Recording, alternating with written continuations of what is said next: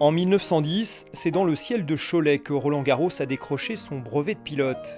À l'époque, l'aviation vit encore au rythme des acrobaties de quelques as qui défient les lois de la pesanteur. Garros est de cela un casse-cou qui enchaîne les meetings aériens en France et aux États-Unis. C'est par exemple avec ce moteur de motocyclette, le même qu'utilisa Blériot pour traverser la Manche, qu'il bouclera le Grand Prix de l'Aéroclub de France 1912 en Anjou.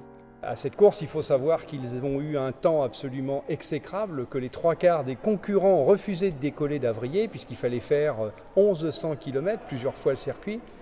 Et seul Garros et un autre concurrent qui a mal terminé la course sans se tuer, heureusement, Garros a été le vainqueur, puisque le seul qui a osé partir sur un temps pareil. Garros multiplie les défis aériens, il bat le record du monde d'altitude à 3 reprises, réalise la première traversée au-dessus de la Méditerranée.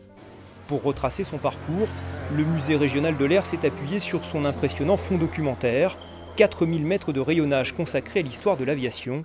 Des documents inédits ont été retrouvés pour l'occasion.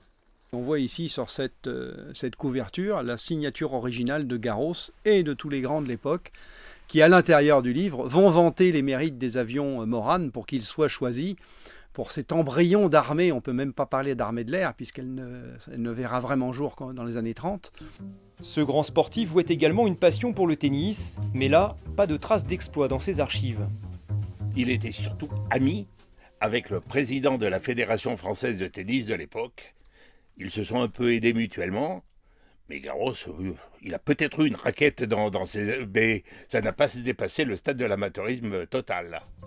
Engagé durant la Première Guerre mondiale, le pilote disparaîtra dans un combat aérien quelques semaines avant l'armistice. Mort en héros, le monde du tennis lui rendra hommage. Le nouveau stade parisien prend le nom de Roland Garros en 1927.